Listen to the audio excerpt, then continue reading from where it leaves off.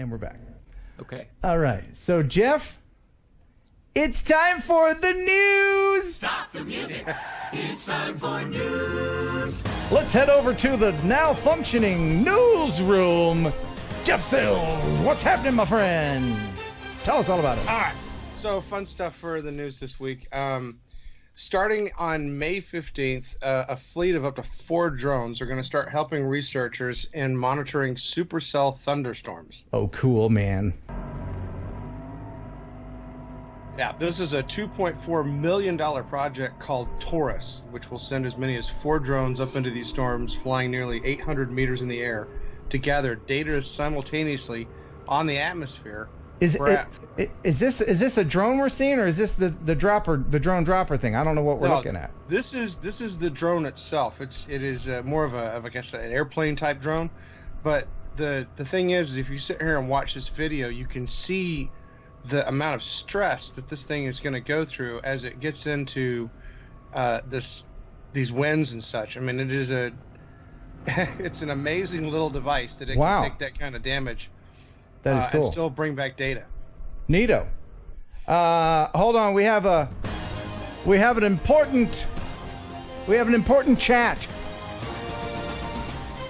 Mark Rogers says, ask Kelly Green why the baby doll pic.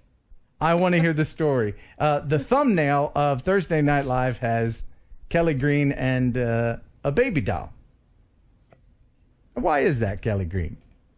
You can tell the story better than I can, but I'll tell part of it. Yeah. That doll, which we named Creepy Baby, kind of became the mascot for our radio show. And anytime an artist would come up from Nashville to sing in our studio, we would have them pose with that baby doll. They would hold the baby doll, and we would post it on our social media. And the doll ended up becoming famous, so famous, in fact, that it actually got us an interview with Billboard magazine. Billboard magazine did an article on that doll, on Creepy Baby. Yeah, the doll's name is Creepy Baby, and it became creepy because my grandmother, when she was put into a nursing home, gave me some of her furniture. And when I got home and opened up the drawers, there was a creepy baby staring back up at me. It had hitched a ride from the nursing home, and nobody knows where it came from. It wasn't my grandmother's. It didn't belong to anybody we knew. Now back to you. I haven't seen Creepy Baby in 2 years. Where is Creepy Baby right now? There's no telling. She could be anywhere. Sometimes she likes to hang out downstairs. Sometimes she's upstairs. Sometimes I hear the pitter-patter of little porcelain feet running around. Little creepy feet. Yeah. Back to you, Jeff. Story, Mark. Check you revisited. There you go. Yeah. All right. So next in the news, the Ultra Music Festival was a site of what potentially could be the first time that a counter-drone company violated federal law. Oh. The FAA has stated that during the music festival, they had a company that was supposed to be flying a drone around taking footage. They had an Inspire and an Alta 8. But they could not launch the drones because for some reason they kept getting a lot of interference. Comes to find out that Vigilant Drone Defense Incorporated was jamming the activities at the location to prevent other drones from coming in. The problem is that only the Department of Homeland Security and other Department of Defense are allowed to jam drone signals, according to the FAA. Oh, wow. So, needless to say, they're getting a bit of hot water for what they did. And it's currently being investigated. As it should be. That's mega illegal. Wow. Next in the news, we have, what is this, Fort Wayne? Council passed an ordinance Tuesday night to require drone pilots to notify the city when they plan to fly. We don't approve or disapprove the flights there at all. We're requiring notification of those flights. The notification process is very minimal as far as time to fill out. We've got it down to about probably less than a minute online. And that bit of notification helps us coordinate what's going on in the area. Fort Wayne City Council passed a new drone ordinance that will require drone pilots to notify the city when they're flying near or above a public event downtown. I think this is a sensible tool. I think it's a good enforcement tool by our police department, and something that I think enhances public safety. So folks know when they're down at a festival or another event downtown that some of these things aren't errantly flying around and about to hit them on the head. At least one avid drone pilot supports the measure. I think the regulation will help keep the airways safe for drone operators to use them for what they're intended for. That way they're not out there doing negative things with the drones. For those worried about a municipal government stepping on the toes of the Federal Aviation Administration, Fort Wayne Police Lieutenant Jonathan Bauer says there's no need to worry. It doesn't change anything the FAA does. It just requires notification of flights in these two areas. Well, you know, like I always say, we're in the Wild West days, and there's always going to be a state fighting the federal law and confusing everybody in the process. Well, and this leads into the, sort of the next story, which was kind of interesting. I thought this one was odd yet funny. In the city of Jerome, off sliding jail overlooking the valley. Excuse me, I'm trying to catch up with this. Near the Cottonwood Municipal Airport, people started noticing a no drone sign that had popped up. Okay. And specifically stated, unauthorized drone operations prohibit within 5 miles of the airport, you know, for Part 107. Any violations, you need to contact the airport at this number. What was interesting, though, is that if you called that number, the airport was surprised that the signs were there. They didn't put them up, and they had no idea where they came from. Yeah. Turned out that the city had put the signs up as part of, I guess, a May 2018 ordinance, and put them up all over the place. They weren't trying to circumvent FAA regulations. They were just trying to point out to people that they needed to follow the rules and call the airport, apparently. Yeah, that's kind of wrong. Here's a little fun fact for you. You know those stop signs in shopping centers, like in Walmart and everything? If there's a stop, you don't have to stop for those. Those are not city. Go on, Kelly. I got pulled over. This is no joke. I got pulled over in a Walmart parking lot by a police officer for not stopping at one of those stop signs. True story. Happened to me about 5 years ago. And what happened? Did you get out of it because they're full of garbage? Gave me a warning. He didn't give me a ticket. Of course, because they couldn't give you a ticket. Right? Yeah, those stop signs, I mean, you should. I mean, it's for safety, but you don't have to. So, yeah, just these fake unauthorized signs, man. Stop it. Something fun for your audience to look for. Several of those signs in Walmart were misspelled. So if you look at your Walmarts, you might actually still see a couple of those stop signs that are misspelled. How can you misspell stop? Trust me, you go out on Google and look it up. The misspelled stop signs, people got photographs of them. So, all right, next in the news. Go ahead. Oh, church vlogs. Thank you so much. $5 super chat. What's going on with nighttime flying? Are we allowed to fly at night with lights? Yes. Check out my video on the subject. Back to you. Okay, so next in the news, a UK company has been, hired to scan the Chernobyl Red Forest. Well, UK scientists have been using drones to map the area surrounding the Chernobyl nuclear plant in Ukraine. There's Chernobyl in the far north of Ukraine, and the area that they've been focusing on is called the Red Forest. It's one of the most radioactive places on Earth, and this is what the drones captured. We know that much of the trees in these forests died in 1986 and turned orange after this huge explosion in the plant's number 4 reactor. It was the worst nuclear disaster in history. The total number of deaths is very much contested, and the total always includes people who died consequently because of the radiation. Some estimates say 4,000, others go as high as 90,000 or more. Now, these scientists from Bristol University use these drones to create radiation maps This is one where it's red, the radiation is strongest, orange a little less, where it's blue and green, weaker still. And there were some surprises that the drones found. For instance, see this small mark of red here, an unexpected hotspot in the south of the red forest. And if I bring up Google's satellite images, you can see where the power plant was. The area of the red forest is here. Where I was showing you that little red blob was just about here, towards the south of the forest. Wow. You know, the UK news guys with their accents, it's just delightful to hear. It doesn't even matter what they're saying. I changed my GPS to use a English accent just because it sounds more authoritative. I say, you must make a left here. You numbnut. You missed your turn. Rerouting. But you know what scares me is that people still go on vacation to Chernobyl. People go there to film. They go there to urban explore. That's crazy. Yeah. Would you do it? That survey is going to be very beneficial to them because it'll be able to help direct people to places that are safe and allow for tourism to go through that area. Right. And then using that map, you can kind of guesstimate when certain parts of your body will start falling off. That's handy. Okay.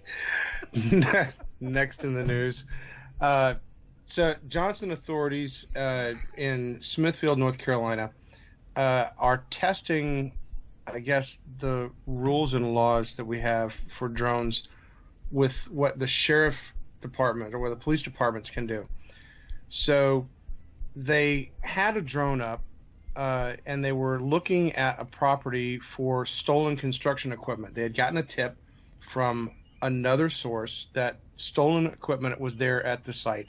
They flew a drone over the property, they located the stuff, and they arrested the individual and charged him with stealing the equipment. But the problem is that because the stuff was not in plain view, right, and this is where it gets kind of hazy, because it wasn't in plain view, it requires a warrant to be able to investigate or to enter the property. Right. Flying the drone over the property, according to the ACLU, means that they should have had a warrant if the officer was not able to plainly see into the property. So this is going to be an interesting challenge in the courts. The first time that I think I've ever seen anything like this, and it's going to definitely test some of the, I guess, what law enforcement can and cannot do and when they should have a warrant and when they shouldn't have a warrant. Deputies located stolen trailers and construction equipment in a wooded area off Woods Crossroads Road in Dunn. They arrested 37-year-old Nolan King-Niddle for stolen property. He's in jail now. North Carolina law says law enforcement can use drone surveillance in a couple of cases, like if the area is within an officer's plain view. They can use it if it helps stop the threat of immediate danger, or if they're flying over public property, or if they think a suspect will run away, or evidence could be destroyed. Law enforcement is also allowed to fly a drone with a search warrant. In this case, the search warrant to look for stolen goods was applied for after the drone was used to locate the stolen property. Whoops. Plus, the search warrant says the drone was flown over property that belongs to Nolan King-Niddle and Morgan Monslittle, which means it's not public property. The ACLU says the drone use in this case raises some questions. The common sense solution that courts and people generally agree on is that if they have reason to believe that they need to conduct a search, they should go to a court and get a warrant from a judge giving them permission to conduct that search. And that's especially important when we're talking about such advanced technology like drones that can really expand their ability to conduct surveillance. We reached out to the sheriff's office for a comment, and they declined to comment. Wow. You know, when the ACLU gets involved, you know you done messed up. Yeah. Yeah. It's going to be worth watching that one. Mm-hmm. So next in the news, we're going to step out to Japan. The Diet there, which is their, I guess, governing authority, is working on approving an amendment to their civil aeronautics law to ban the operation of compact unmanned drones if the person has been drinking. Okay. Apparently this is a big issue, and it's such a strong issue that they're going to apply the same laws to flying a drone while drinking that you would if you were driving while drinking. Which well, that makes sense. That actually makes sense. You know, you can't drink and drive a boat. You know, you get in trouble for People get a DUI. You hear it all the time. People from Florida. Sorry, Florida. I was born in Florida, so I can make fun of it. People in Florida all the time getting DUIs on their lawnmowers because they're idiots. They're like, I have my driver's license taken away, so I'll just hop on my lawnmower. Party. Woo! It's still, you're operating a vehicle, so. Yeah. Hey, I got an idea, Frank. Listen, you want to go to the club, right? You got that John Deere, right? Okay, I'm gonna meet you. I got my John Deere. I'll meet you, Woo Parker. Party, woo! When in fact, what you should do is not drink any mower. Oh. Peace. Well worth the wait. Thanks for sticking around. My news. Okay. All right. Last but not least is one that I think is pretty fun. A company's come up with a way to apply an event camera to drones to allow them to dodge thrown objects. This is awesome. I don't know what the purpose of this is. Is it a game? No. So one of the problems that you have with drones is that, they have the ability to see obstacles in front of them and not crash into them, but they can't avoid obstacles that are moving. And in this case, the idea is that they would be able to put event cameras on drones so that if something was moving at the drone, that the drone could actually evade it. Oh. This would be handy for like rescue drones that have to fly into hazardous areas, that sort of thing. But you could imagine technology like that trickling down into our frame of reference. We'd have a lot less drones flying into trees or hit by flying objects such as people throwing things at them. Or birds. I mean, that would be great. Bird avoidance. Oh, wait, that would cut in on my eyeball sales. By the way, unless you can afford one of those fancy bird dodging drones, you can get one of these, a set of eyeballs for your drone. You put these on your drone, the bird thinks it's another bird, and Shazam, no worries. $10 super chat. Boom. Now, you had one thing that you were going to talk with Jason about, and this is regards to the memorandum that's been floating around on the internet. Yes. So this is a leaked document, first of all. So first, I want people to understand, take this with a grain of salt. This is a leaked memorandum of an internal meeting that they were having that was discussing limitations on flying drones for hobbyists. But the interesting thing is that if you read into it, they're talking about hobbyists flying in restricted flight areas near airports. Normally, you have to call the tower to get permission to fly. And the argument that they have is that hobbyists shouldn't be doing that. In other words, that if they're going to fly in a restricted area, they should be flying at one of the AMA fields or someplace that is a legitimate place to fly. They don't want the towers to have to deal with multiple calls over and over and over again from hobbyists all over the place trying to fly drones in places that obviously they surely shouldn't be flying drones at all. But, Right. So I guess I don't know what to take from this. It's not a law. It's not a rule. It's not anything formal. And no, we know it's that FAA's. When you first get your drone, you don't know about all the rules and everything, and so and most people want to be careful. They don't want to break the law, so you're going to get a lot of people that are going to call the tower because they heard other people doing it, and you really don't have to. And air traffic controllers, they're busy people. We don't need the distraction.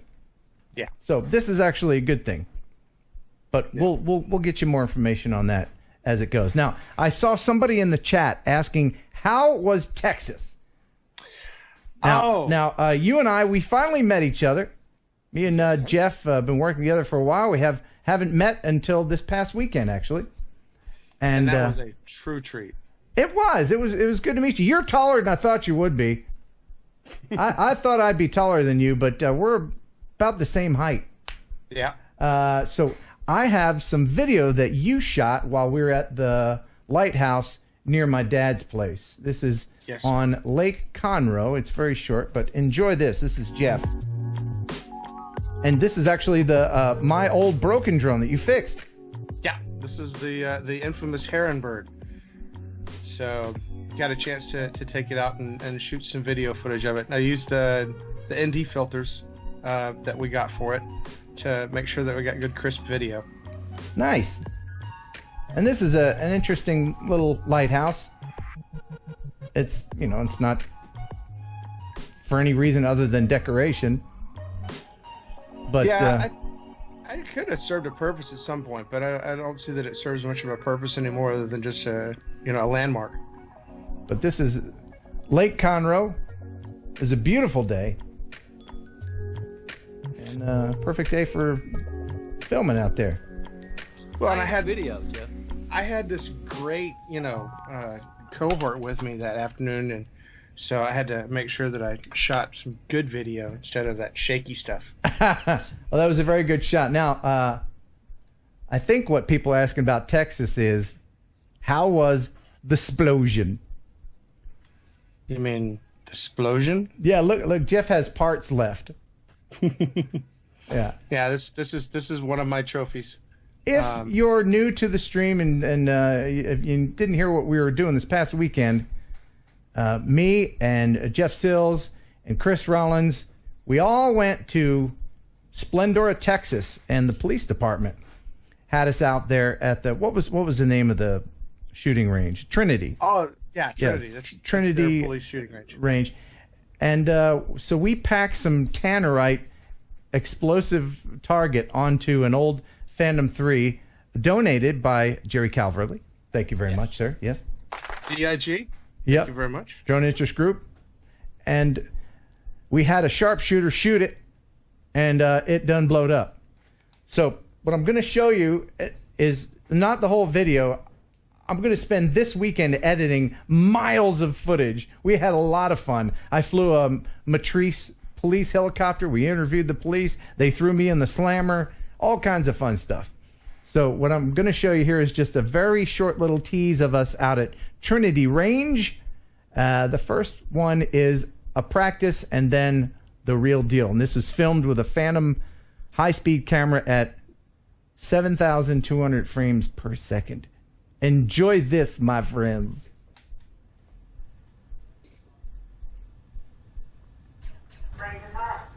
Range is hot. We both got our plungers. We're good.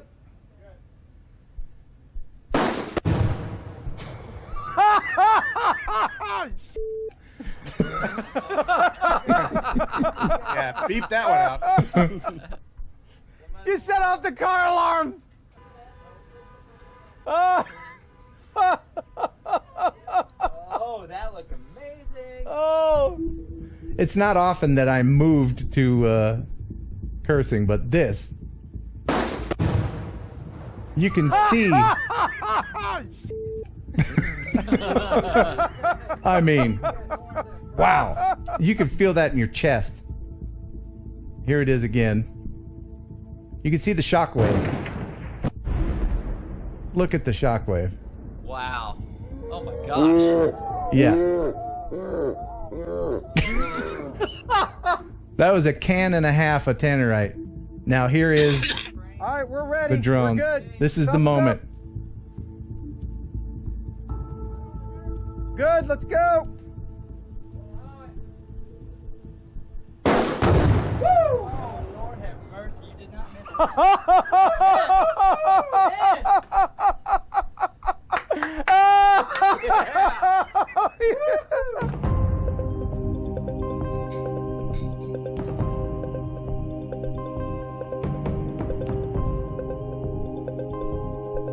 This is a YouTube first. Oh. Wow. Oh my gosh. First time a drone has been shot out of the air and blown up on That YouTube. almost looked fake. It was so cool, so unbelievable. Yeah. Oh my So gosh. this is all that's left. That's all that's left. That's a lot more than I thought would be left. Yeah. Thing was vaporized. Wasn't that fantastic? Oh! Truly awesome. Jerry got the top shell, if I'm not mistaken, and had everybody sign that. And of course, I have the remote because this is I had flown it, and so we got everybody to sign the remote as a trophy as well. So, but and somebody asked in the chat if I wanted to rebuild the drone, and I'll tell you this much: I have the remote and I have a camera, but I need the drone. Yeah, I think this one's beyond repaired. But that was epic, man. Yeah, that was really cool. I'm gonna put that video. I'm gonna work all weekend. Hopefully, if the power stays on this weekend, I'm gonna finish that video and post it probably sometime Monday. Awesome. Well, Jeff, thanks for the news. Thanks for sticking around, man. We appreciate it. Absolutely. All right. Thanks for stopping by. Now get out. All right. Man, gotta love that Jeff Sills. Oh, I can't wait to see that video, man. That was the coolest thing I think I've ever seen. Yeah, it turned out a lot better than I thought. You know, lugging that camera all over the place, all the equipment, filling up my car with all this stuff and driving down 11-hour drive. It was all worth it.